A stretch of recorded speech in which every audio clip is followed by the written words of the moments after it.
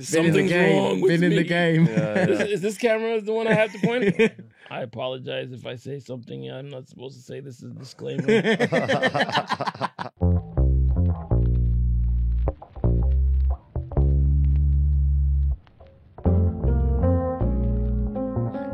get to the good stuff. What have you been working on at the moment? Wow, at the moment, I've been, I'm in all the usual suspects, but generally now I'm trying to create my own content. Okay. Take all my experience, find all these new acts, and just kind of elevate their game to be on a sonic level of competition that everybody else is in. Okay. Are you acting as like a producer on the record? Yeah, a little bit of both. But I try to get other guys to produce with me, and we work together because I have some really good friends that will jump in, and I have some amazing musicians that I work with. So, we're trying to have a little bit of fun because at the end of the day, the one thing I learned about the pandemic was because us engineers, they hire you and you go away. You're done, you get your money, you go. But we're not a part of the residual side of things. So yeah, but it's funny you say that because I mean you've had a working relationship with Busta from day one? Yeah, from day one of his solo career. And it's like, and you said to me like he's still, you speak to him, might call you now. You know what I mean? Yeah. I mean everyone still reaches out because they think I'm a guru.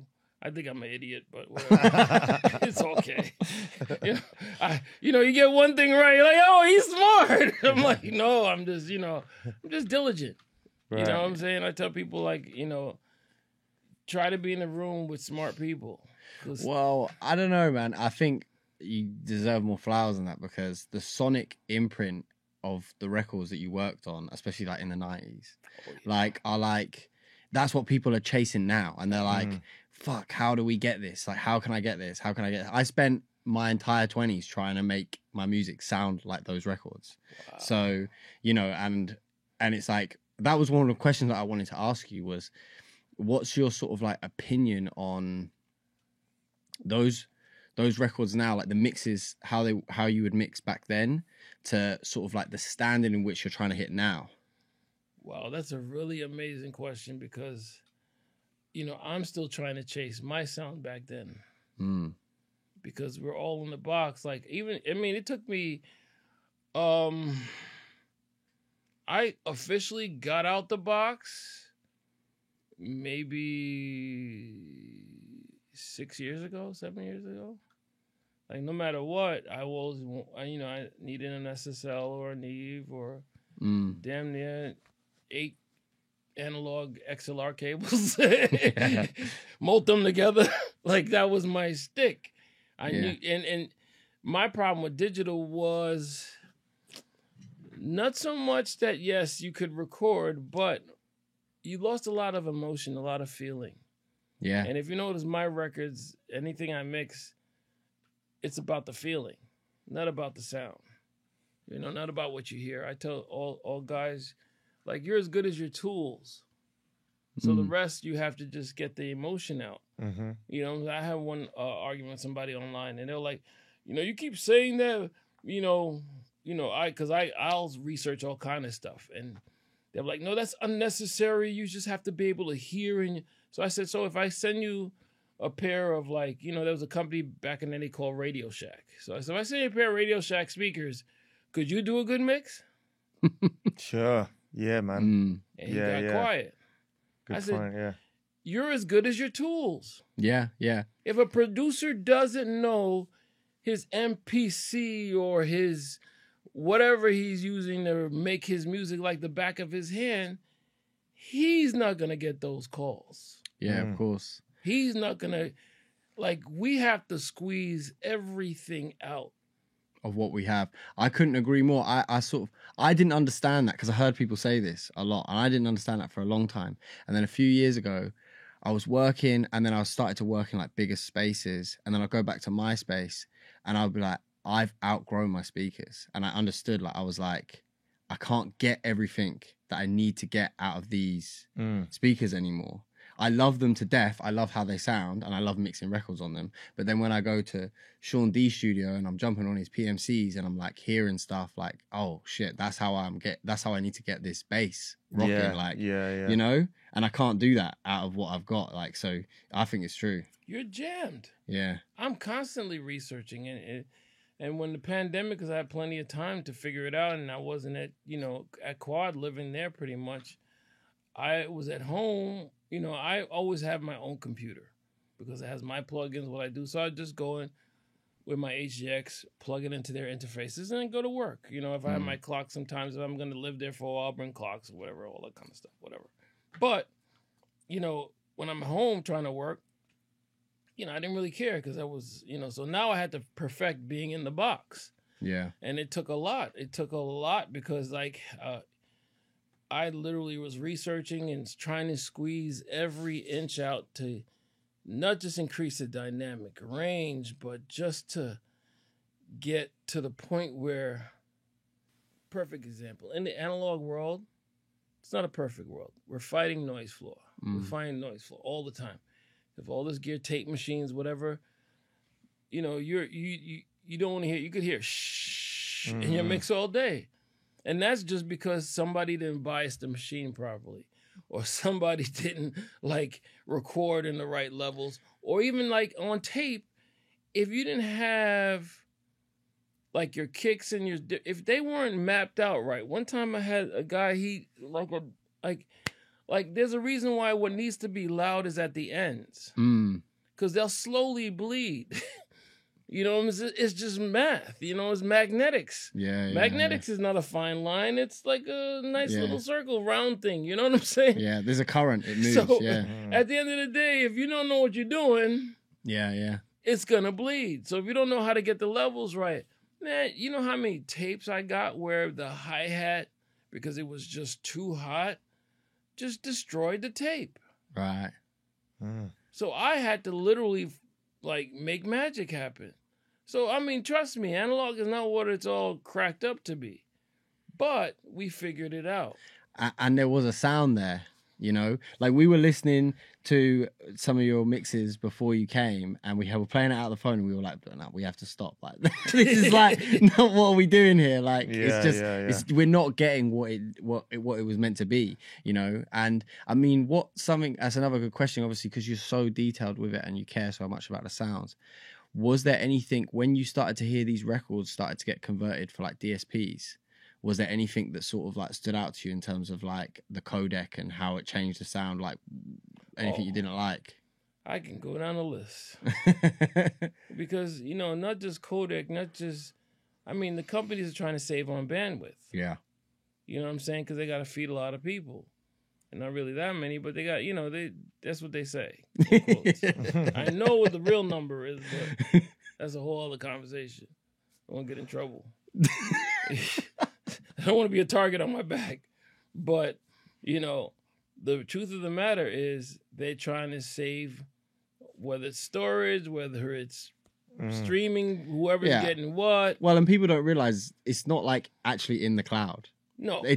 People have to buy land to hold all of this music. It's something called a colos, which is where I don't know what the acronym is for colo, but it's basically a data center that houses all the hardware, and you call it cloud, but it's not a cloud. It's not when Moses got the tablet from God. That came from the clouds. You know what I'm saying? Yeah. You know what I'm saying? And I'm sorry, I got jokes, but that was for the Christians. So don't get mad at me if I, if I do curse, I apologize. But I'm trying my best, Mom. Have you had that thing where you've heard stuff now and you've heard your mixes back and you've heard things and you've been like, where's it gone? Oh, I give you a perfect example. When we was at Quad. Yeah. And you're playing my old records. Yeah. I was tearing up because I'm like, damn, why can't I make this anymore? Yeah. In my back of my brain, I was like, I still got so much work to do in the digital world, and I'm farther than most. People hate when I come in the room. Right. Because they're like, oh, here he comes. Because I bring my own computer, and no offense to all the laptops in the world, but you know what I'm saying? There's something called resource management. So when you're in a laptop, those companies have to manage all the resources, have to manage all the data.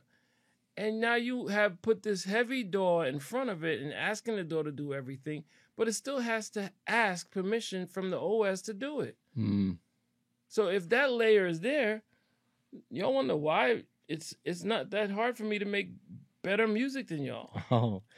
Because I'm like walking around with a computer. You look at me like I'm retarded, but you know what I'm saying? I'm actually not. You know what I'm saying? There's white thing in big studios, they still have like huge computers in the wall. Serious hardware. Yeah. You know, it's annoying having to walk around with your own gear. You know, but my job is to like pull the best out of everything. You know what I'm saying? My job is like when we're talking about reading the room, I tell every engineer, people will give you compliments all day, and behind your back be like, "This is the wackest mix I ever heard in my life." Yeah.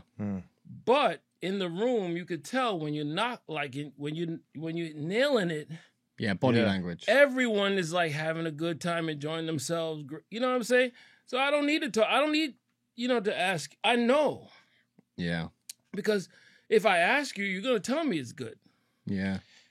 What was like? Because you're saying about you know, listening back to those old mixes, and when we were at Quad and we were listening, some of my favorite records of all time. So like, Put Your Hands on My Eyes Could See, Dangerous. You know, I mean, Woo-Ha, like, you know, those two Buster albums like back to back are just like immaculate. What were you working with? Like, what was the setup? Literally, what was the tools? Okay. G console, Studer tape machine, and just outboard gear, Pultex, Neves, few APIs, and just really the board EQ. A lot of the board EQ. I went out very sparingly because most studios, you don't know what wire they used to go back and forth. So a lot of times I would just, if they had something in the rack, I would listen. And if it wasn't good, I'd rent it and use it.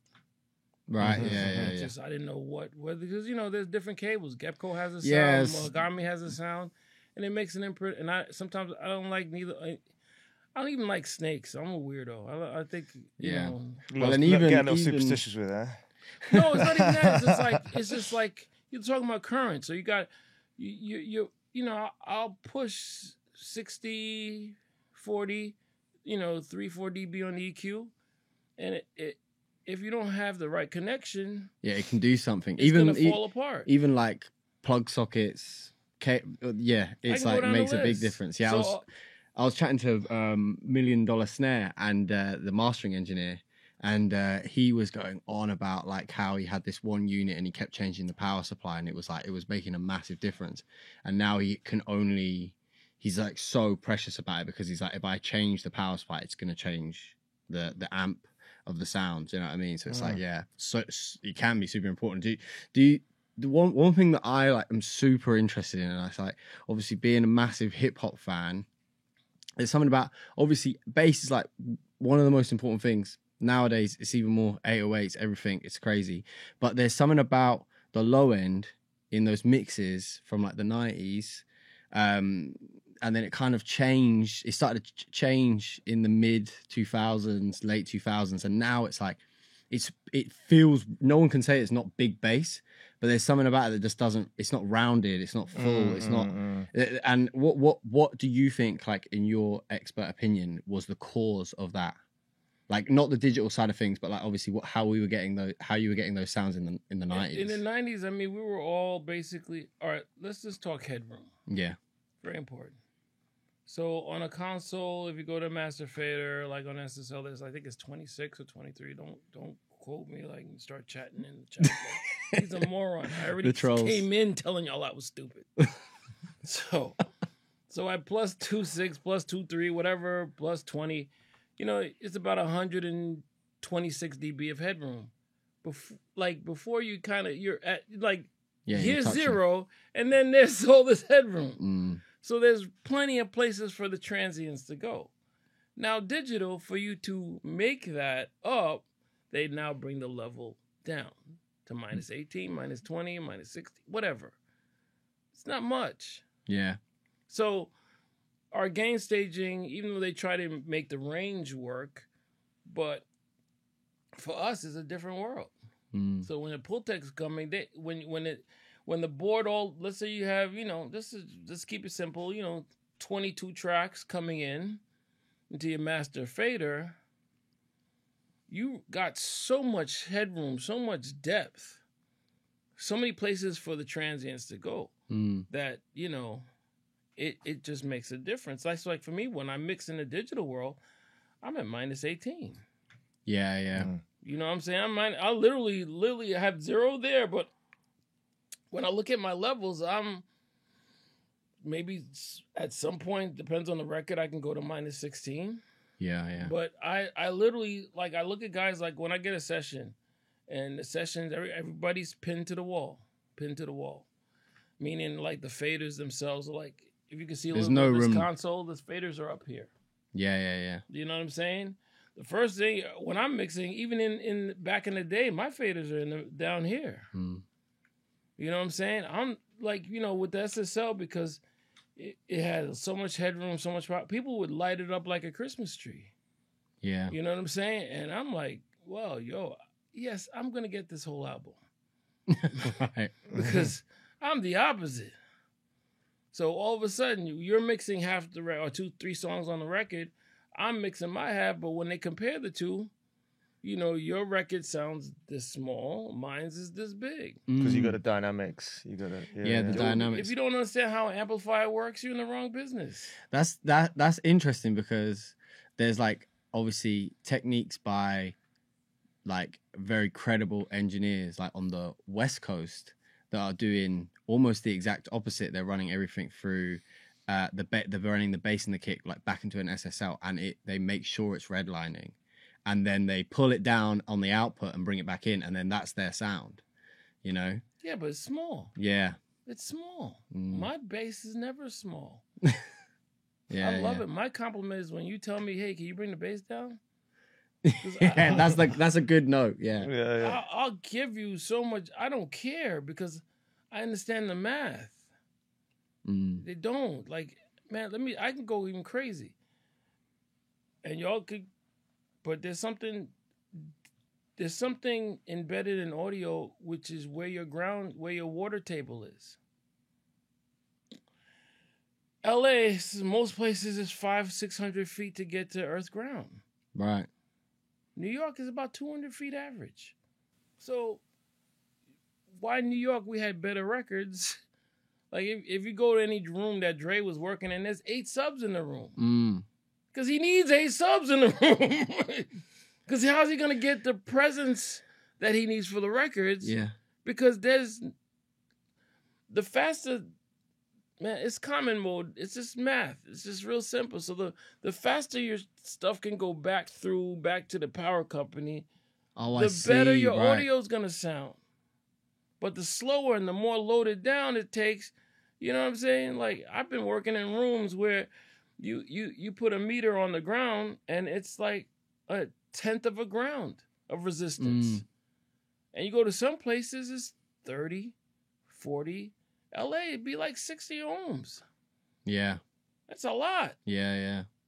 So You're choking the whole system. So you're finding ways to get that, because you're like, yo, why these, house records in New York coming out so crazy? But it's just where we're located. Yeah. We have clay piping that was run in the 30s. You know what I'm saying? So it's math, man. It's if this is still science. I never thought about it like that, on that level of a scientific level. But obviously, yeah, there's truth in that, and it makes sense. But I had to, because I'm trying to compete. Yeah, yeah, of course, yeah. Who were you trying to compete with in those days? Who were the other guys out there where you were Oh, that's a good question. Wow. Because you're in the era now, of, and young people will not know about any of this, but dub plates and the DJ playing the record that night, and how that working. Well, everything in the room, was just untested. yeah, like it was how all it's new. sounding in the room is it going to be a hit or not? Is it going to be? Let me tell you how ill I had to be. I used to walk around with 4 CD cases of records that I didn't even like. But whatever was hot, whatever was charting on Billboard, I would have it.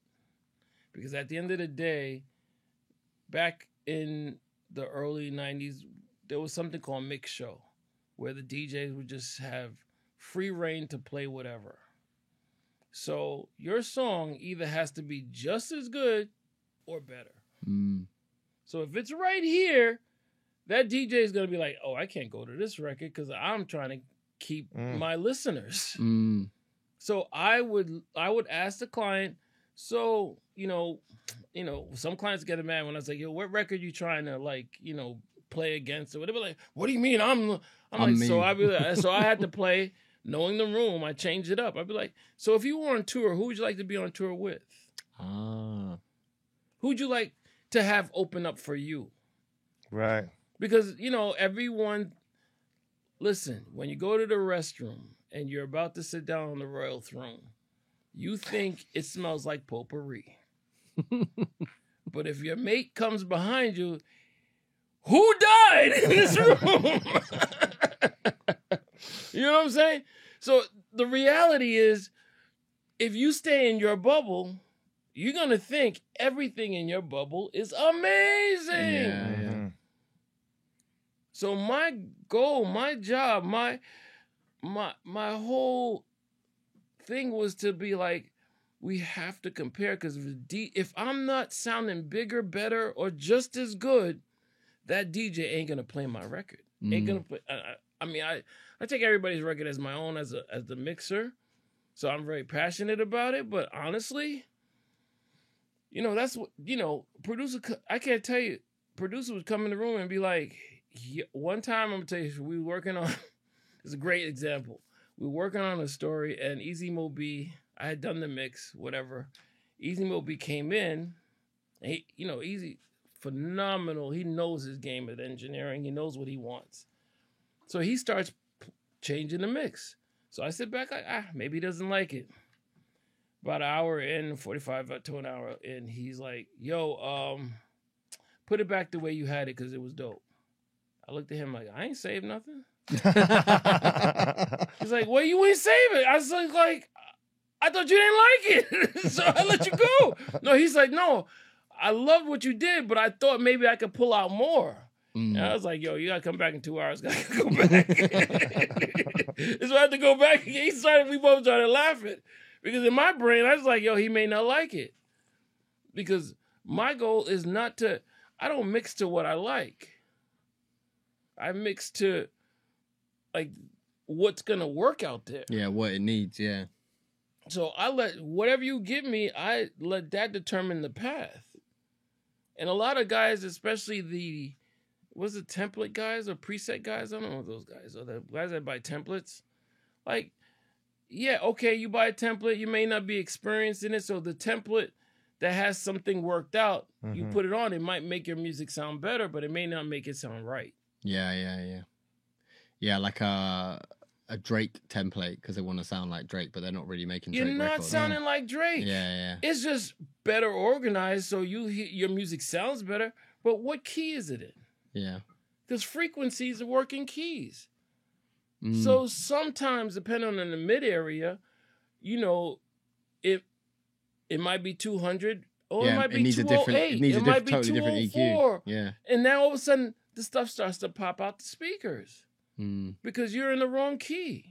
Yeah, your tone is just not right for it. Yeah. You know what I'm saying? I can't tell you how many times I'll start, pitching drums a little bit just to get it in key so it'll kind of flow better. Yeah. You know what I'm saying? And I don't, yes, that's a producer's job, but it's also, I'm as good as my material. Producers aren't pitching their kicks. Like, that's engineers doing that. It should be, but they're not.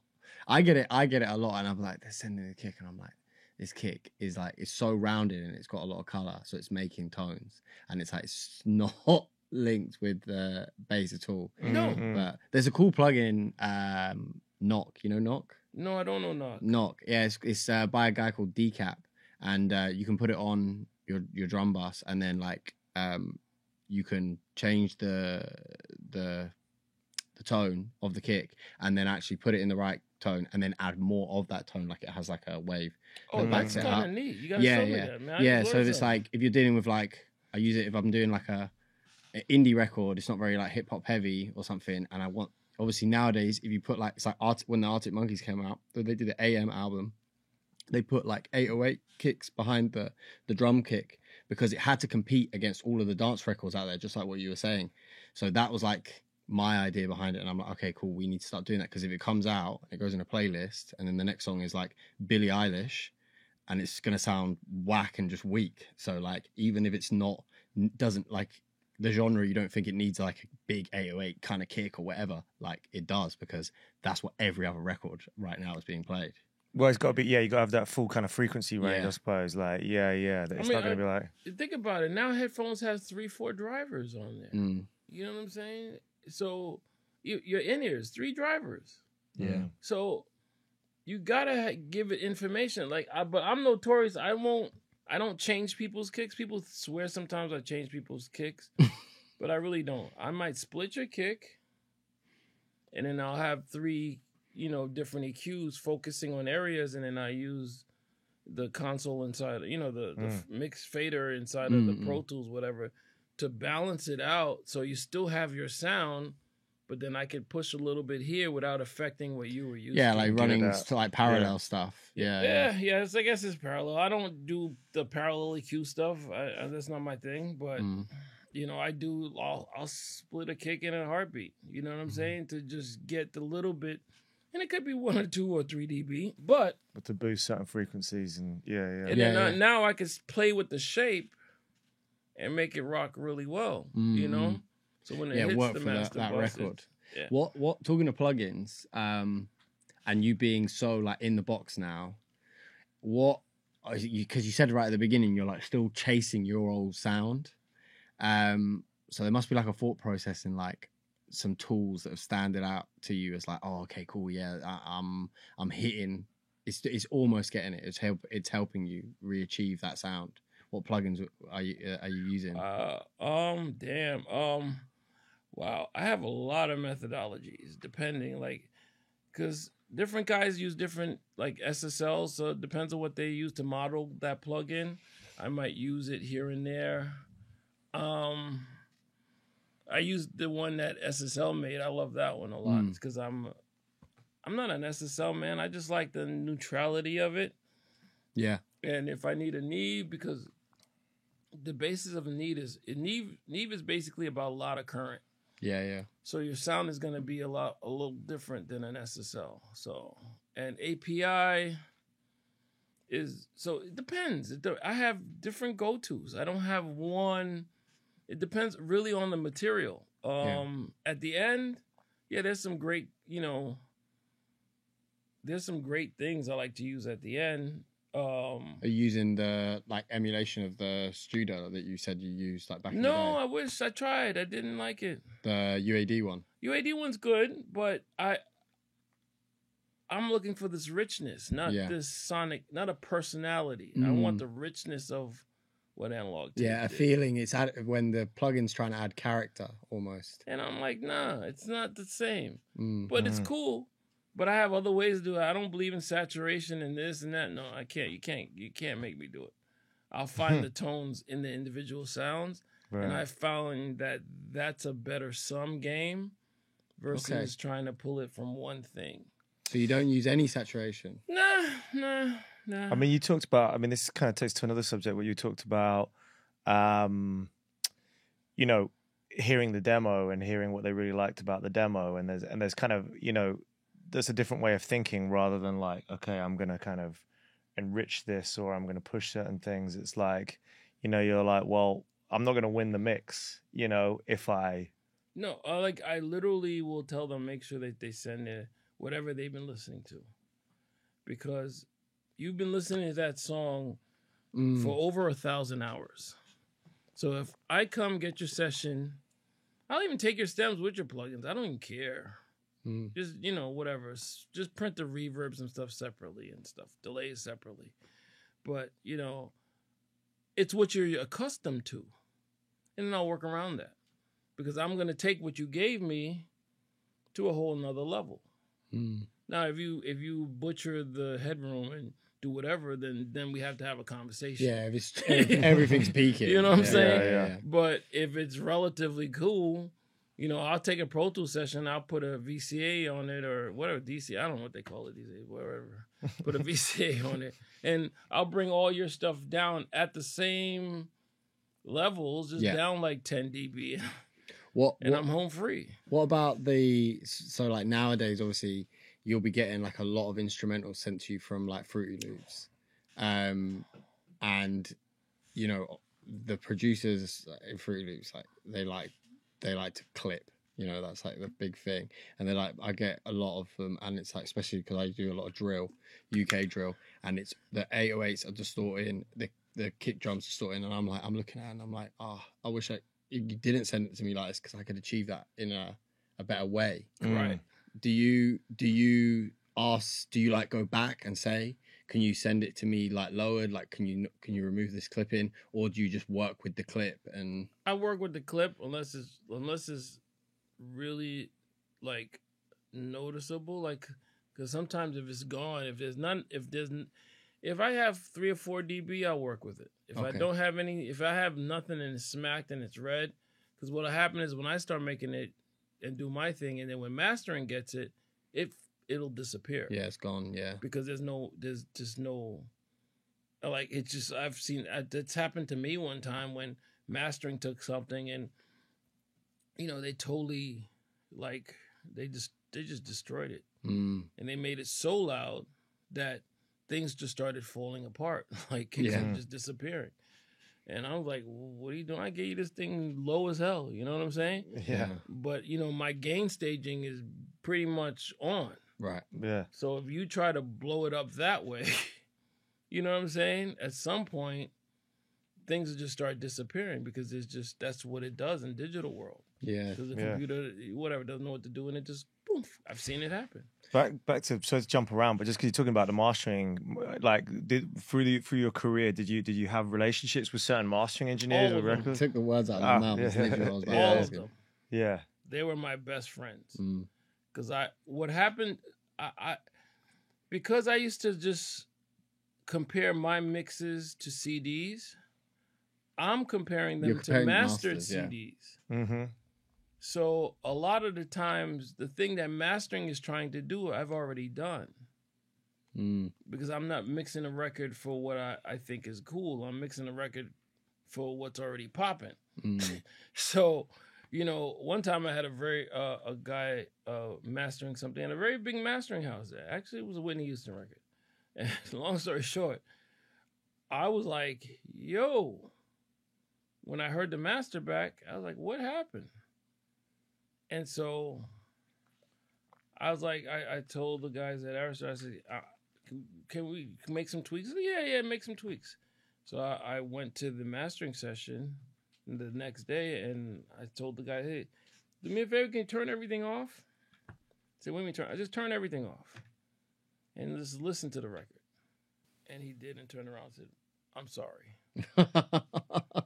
Because he just went straight for the... He immediately knew what he did wrong. Yeah, straight for the loudest bit. Right, clean that. Okay, I'll chop it. Right, and he's like, and didn't realize that I've addressed a lot of things that they would have addressed. Because I can address it better because... And I'm giving you really low level. I'm really giving you... I've learned that from Tom Coynes, God bless him. Chris Garinger, smart dudes. They taught me a lot because... these guys would listen to a record. Tom was listening to records not once, not twice, 3, 4 times before he do anything.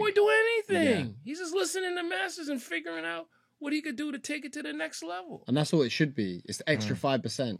Like, it's not trying to recreate it all, and people jump on it. It's not knowing what you do works. Yeah, exactly. They're just automatically jumping on and doing what they do every record. I can't tell you how many engineers, live and in the studio, come in and they already know what works. Yeah, they're getting the 1176 slow on the fast. I was doing a master class one time, and I told the kids, "What's the secret of a good mix?" People start talking this compression, this, that, this. At the end, I said, "There ain't none. Every song has its journey. Every situation has its path.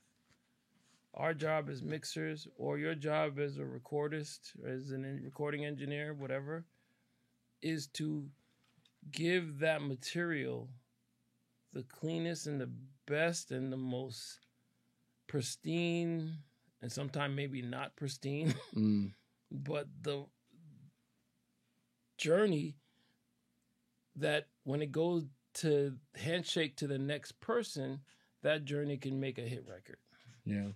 When Michael Jackson passed away and they started playing Thriller, they started playing all these records, it sounded like they did it yesterday.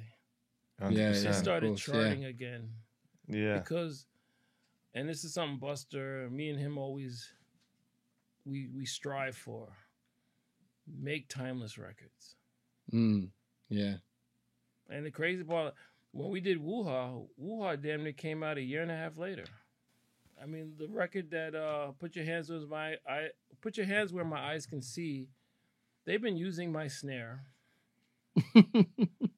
I mean, it's unbeatable. And it's It's not like even that a producer's snare. woody. It's just like Yeah. it's crazy, and I'm like, damn, can y'all send me $5 for every time it was used? It's $5.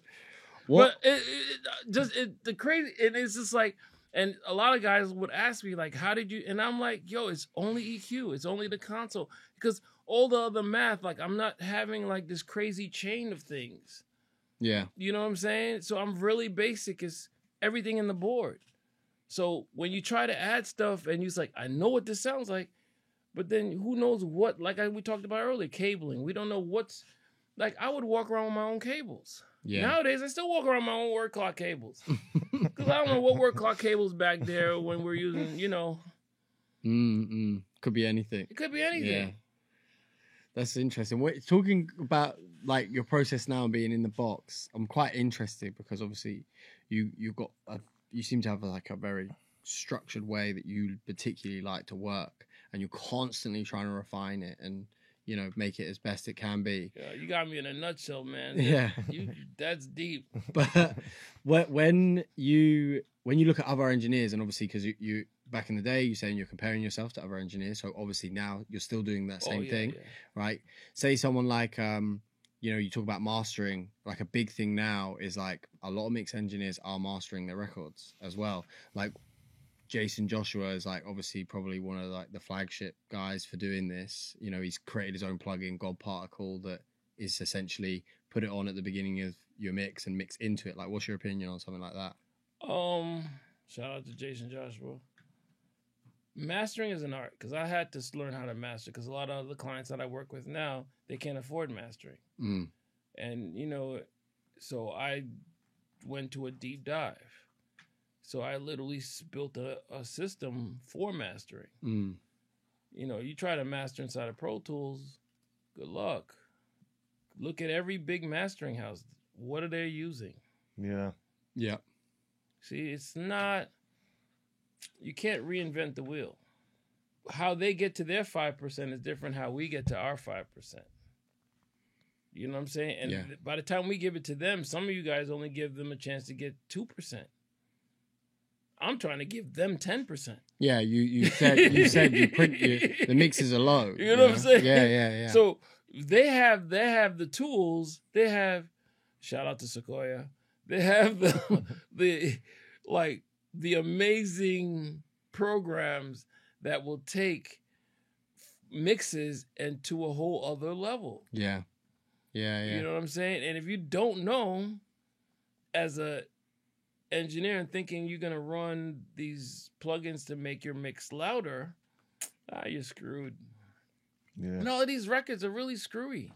Yeah. They're not great. Like, I could tell you, like, when I'm mastering and I'm learning, like, I've been mastering now for 2 years. I'm not as good as the greats, but at least where they would go, at least I'm putting them in the right field. Yeah. I'm putting them right in the right ballpark.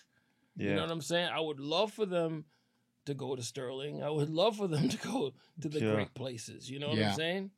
But in reality, they can't. So I'm trying to find my way there. Yeah. So. Do you think that there's the importance of because I think it's getting lost so fast, especially in hip hop and how engineers are working now and these plugins coming out, because I really like the God Particle, but like I get scared about things because it's like when I'm mixing that record, I've mixed it, I've been listening to it over and over and over again, and I've been in the mixing space.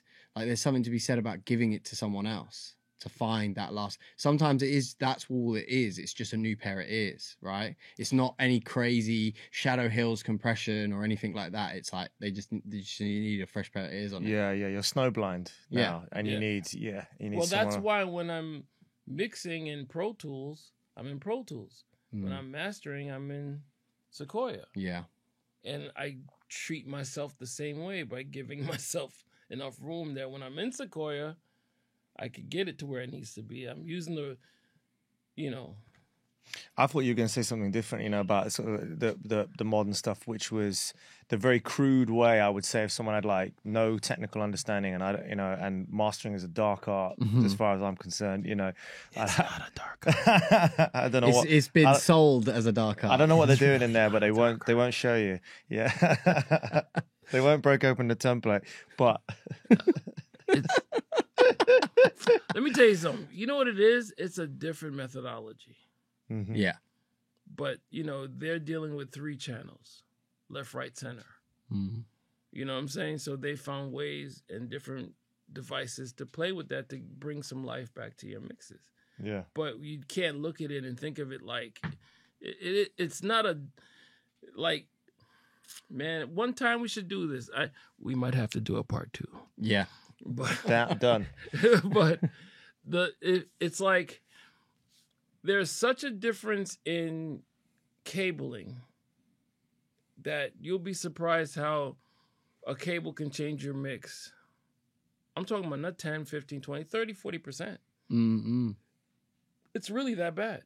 I could show you if we were in my I'm setup, not skeptical, but I am skeptical. I could literally show you if just in a word clock cable, you'd be like, what?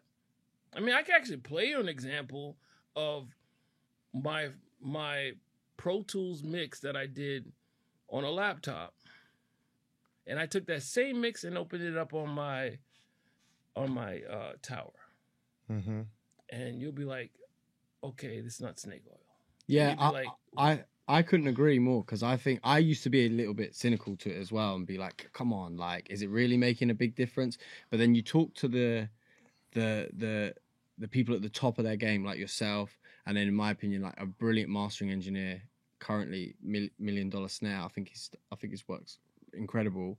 They're saying these things, and it's like, right, you got to take it seriously. Do you know? I know what you mean, because I know everyone has had that thing where you say to someone like, no, can't you hear that? And they're like, no, what do you mean? You're like, no, come on, you can hear that. So I know, like, yeah, I've been on that other side of it, but to me, I am, I don't know.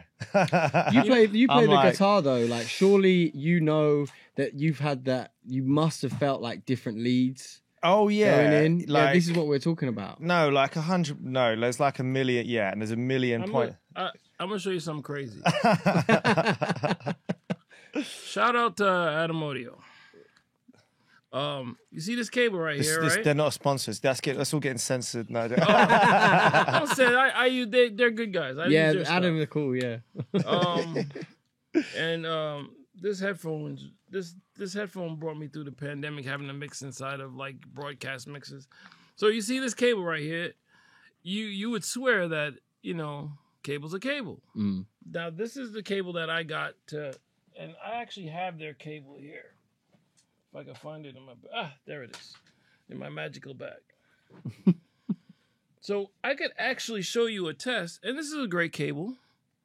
But we could play the difference between cables, and you'd be like, oh, man, I'm not going to tell you what cable it is because I don't want y'all to go crazy on Amazon because I don't need a competition. But I'm just saying to y'all, great product, amazing. Their stock cable was good. But then when I got this cable, I was like, whoa. You know, like when we were listening to Busta's records. Yeah. I was like, damn, this cable's shiny, but y'all were cool with it. I was cool with it, but it's not. The shine was too much. When you said shiny, you mean like the sound was too like shiny when we were playing back the record. It was a little harsh on the snares, wasn't and it? that was because I saw the cable that they were. I using thought that was the monitors, or no, it was actually the cable that they were using. Yeah, I mean, yeah, like, but isn't that just not like you've got a cable and because like with guitar, you buy expensive guitar cables because they're just like they don't break, you know what I mean? Like, and then you throw them out after a while, and people will tell you like, oh, this cable's still fine, like old patch cables, but you're like, no, they're just like loose connections. And stuff, there's huge differences in, you know, we should probably break. It's like we're having like a religious debate now. Yeah, that's what I was gonna say. Hold on. So what we're gonna do? We're gonna play it. We're gonna keep taping, but we're gonna stop the clock so we can do this. So then you can see his reactions. Okay. Yeah. Or you know what we're gonna do? We're gonna do 2 reactions. I'm gonna play you. I'm mixing the headphones of a record that I did, laptop, my new desktop. Well, that was the first iteration, but now I have a newer one that's even crazier. Yeah. But you'll be like, and then we'll come back. We'll do the cable thing too, and then you'll come back and be like, to all the viewers, I'm so sorry. I was mistaken. I promise you. We could let's put money on it. I have. What are we talking? Let's put a pound up. Because you know, an American dollar, a pound I think is more. So yeah. We'll put a marginally. We'll put a real English pint on it. Yeah. All right, I'm with that. No, I'm not English, but yeah. We'll be right back. We can just. Yeah, we'll edit it. Let's do it. Let's set it up. Edit, whatever. But let's just keep it moving so they can edit. I'm trying to go as fast as I can. While you're doing that, like, did you have a feel? Because there's one thing that I never sort of saw. How did the Busta relationship like start? How did you first meet him, and did you like do that? Oh shit, this guy's different. Like, right, I need to stick around with this. He's going somewhere. Well, that's a crazy story, and he'll tell you the story to himself.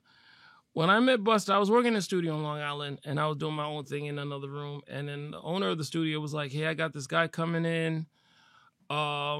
Rick, can you do the session? Because, you know, my guys and him, you know, it was, you know, not to say difficult, but if you know Buster is 1, genius, 2, cutting edge because he's always developing, always learning. He never stays the same. He's constantly evolving. So if you can't keep up with that pace, you can't keep up with him. Right. So I was one of them dudes that's crazy. Like, I'm with it. I'm with this. So when we did Everything Remains Raw, the producer was there. Everything was great. And the next song we did, which I'm not going to name because I don't want to, you know, producer's a phenomenal producer, but he didn't show up. Right.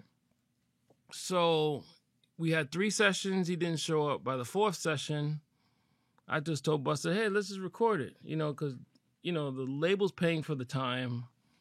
What do we have to lose? Like, you're getting frustrated. And if it doesn't work, fine. So he records this particular song. And first verse, great. Chorus, great. Second verse, everyone in the room like, that's dope, that's dope, that's dope. But that was the second song with me. And I just said to Bus, I heard you do better. And Bus threw the headphones on, came in the room, hit rewind, he played the verse, and just left. Didn't say nothing. So I was like, okay. But I wasn't being disrespectful because, you know, people could say all kind of things. I just said, because I was impressed with the first song we did. And this song, the first verse was banging, but to me, it felt like it brought the song down at the second verse. I get what he was doing. And then he came back with the second verse, like 3-4 weeks later, he books time in the studio and he requests me. So I was like, okay. So he comes in. This time he didn't come with an entourage. He came by himself. And he gave me a pound and a handshake and said, you're my engineer from now on. I said, and no explanation. We all knew, but there was no need for explanation. And ever since then, that's been our dynamic. Yeah, you was real with him, and everyone else just being like, yes they guy. were excited Yeah. about being in the studio and being in the room. And Yeah. like, I do vocals with people. I don't even look at them. I look at the speaker. People look at me like I'm crazy. What are you looking at, the speaker? They say, why? Because I'm not going to see them in my car. I'm not going to see them while I'm riding the train. So if you watch their performance, you're going to be like, oh, that's dope. Mm-hmm. But that energy might be the wrong energy for somebody listening in on headphones. Yeah, and artists sort of hype themselves up as well because they want that like reassurance. Like they'll tell you, oh yeah, be real with me, but like it will always sort of sting a little bit because they just put their art out in front of you. But you know, it's But necessary. there's ways sometimes. to say something is not good. Yeah. You don't have to say that I don't like this. You could be like I say, I don't know. Maybe there's some room here. There's some room there. And, you know, doubt is cool, but doubt still means we have to fix it. But if I tell you I don't like it, then it's my personal opinion. Then we're now having a discussion to why I don't like it. Sure. And it's not about me. It's like I don't like none of this crap. I don't like this music. I like sound. I love sound. You know what I'm saying? So I'm trying to take whatever I'm working with sonically to a whole different, that's my thing. Yeah. You know what I'm saying?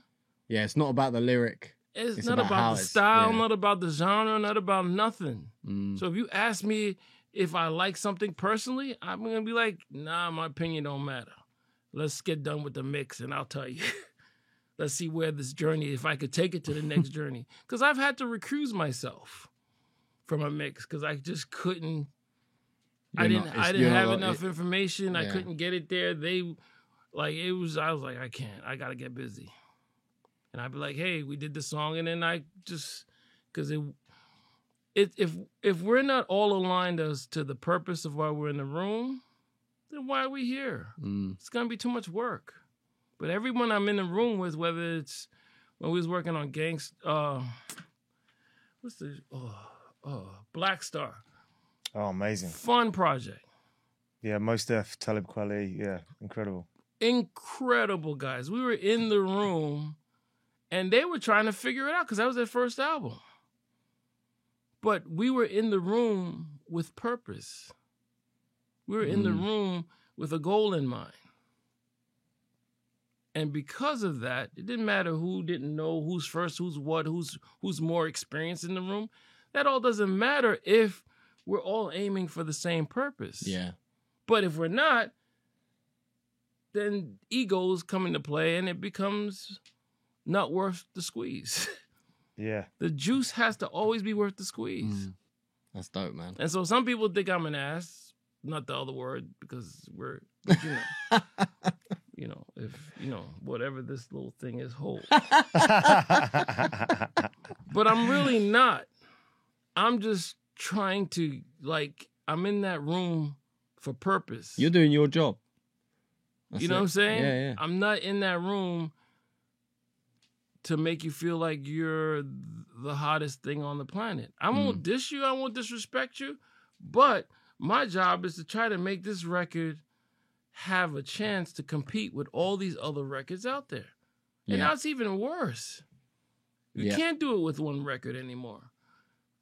Spotify's saying they're getting 60,000 a day, yeah. Yeah, that's mad. That's crazy. Dude, back in the day with us, with anyone, you could chart with 500 spins. Now, 2,500 spins. There's not enough stations. Yeah. You have to literally dominate the airs. Yeah, totally, yeah. Before you start charting. It's a mess. Yeah, me and my dad were sitting and talking about the streaming numbers and just how mental it is, and we were calculating my total credit thing, and he was like, if it was a penny and stacked up, it would be 8 Eiffel Towers tall, and it's just think about that, and that's how many times someone's listened to your music, and it's because it's feels small, but it's if you make that a physical thing, someone's actually spinning it and playing it on the radio, it's you can't compare it. It's mental just how big the gap is now. Oh to yeah, what it so used different. to be. So and different. it's only big because there's so much music coming out. There's no curation. So now you're down to people listening to playlists and. Yeah, but it's funny because you turn on the radio, and we have the same thing in England, and like there's two guys, Elijah and Skilliam, and they've been talking a lot about this, which is like you turn on rap radio, whatever you want to call it, and they're not playing new tunes, you know, because there's these tunes that it wasn't artists where they appeared and then disappeared. Yeah. Those tunes are now like iconic, and it's like we need to figure out a way where music is not disposable. Yeah. You Well, know? that's what it is now. Because you're never gonna. Because then it's like turn on a radio, or you know, we were in the Uber and he had Hot 97 playing, and it wasn't new music. It was playing those. You know, it was Tried and tested. Yeah. It was a load of nice. It was a load of Neptune's beats. You know, it was because it was like, this is the, you know, it wasn't exactly, like, right, who's next? Who's the next artist? What's the next tune? And it's hard. I feel for artists now trying to do it. Yeah, and some of them do it though, and they're the ones that pop out. You know, I like you look at like a Kendrick Lamar or something like that. You know, newer rapper. I think, you know, to me, To Pimp a Butterfly, like I'm a hip hop head. To Pimp a Butterfly's up there. Like I love To Pimp a Butterfly. I think it's great. But I mean, he's like, I don't know. Yeah, so it's possible. Pick your favorite. Who do you think is a genius? Bob Dylan. He's that level. So he's But he's like on another. I've been blessed to be in the room with some of these guys. They're still about purpose. Sure. They walk in the room to, like Michael Jackson. I got a chance to just be in the room, and he was about purpose. Can we tell the story? Yeah, we could. No, we can't tell that story. Not yet. Okay. I still Audio Movers After Dark. Yeah, exactly. Well, we can tell listen, Audio Movers, let me tell you something. That thing saved my, begins with A. Ends in, yeah, there's a hole over there. That's the whole thing, not just the hole. Just the whole thing. Because, mixing from home or mixing now, I could use this product and send somebody a link and they could listen. You know what I'm saying? When we were doing the LE2 and I was finalizing the mixes at the crib, it was easy, to send a link and they could hear it. Yeah. And matter of fact, make the changes in real time and we're gone. Yeah. I didn't have to be in the room. And the crazy part, people don't even understand. We did that record. That record came out almost 3 years later. Still did well. Mm-hmm. So it's like artists have to be about purpose. Your team has to be about purpose. You got to walk in there trying to make great, timeless records. Yeah. You can't walk in there trying to make what's happening now, because then you're already on the behind the cycle. Yeah. As fast as you can put it out, is as fast as another 10,000 people trying to put it out. Yeah, it doesn't matter anymore. And now with AI, you don't know.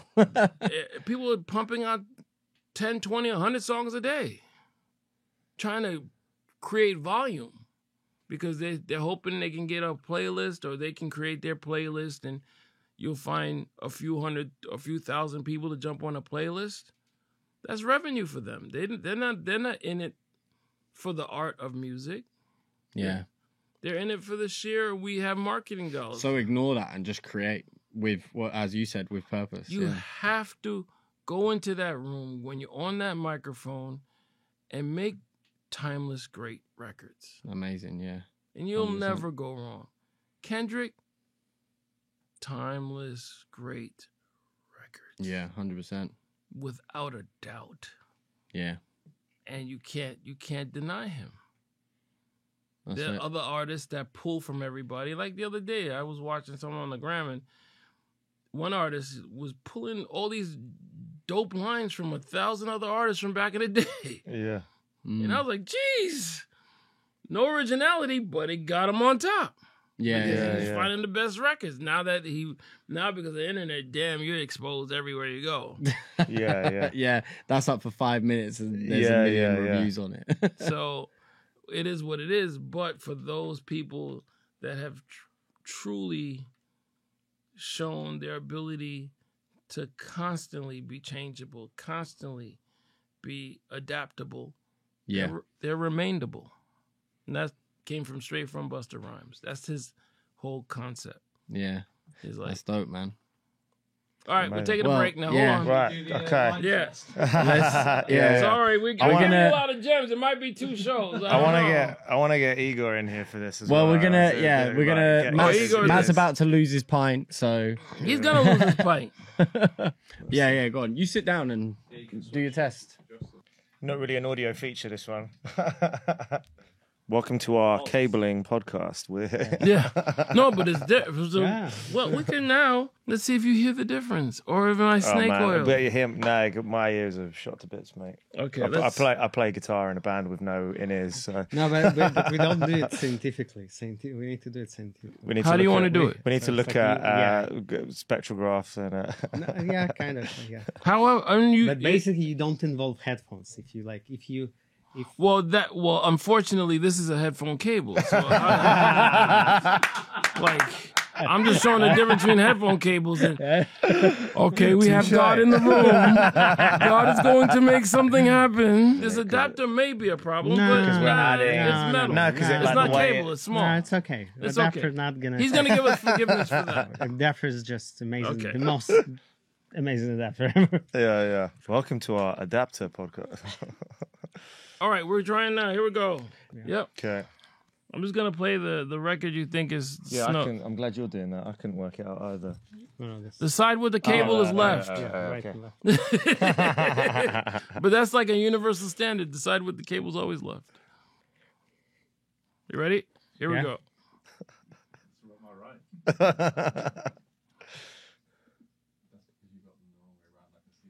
All right, I switch. like the song. Who is it?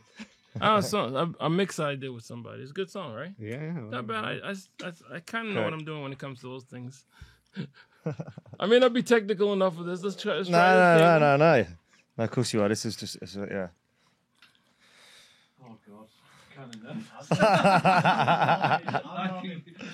Matt, It doesn't matter, made- there's just so pulled much the bait jeopardy. And then he was like, "Yeah, I'm tagging in Igor." It's like Yeah. WWE wrestling. No, because like, Like, he's Vince McMahon. no. Yeah. Hey, I don't, it's whether I believe it or not, but I know that my ears aren't up to the job. I just don't think Yeah, scientifically. but you kind of brought in a ringer. It's like we're not playing baseball here. Pitch hitter, pinch pitcher. I'm always trying to get this guy on the bloody podcast. Yeah.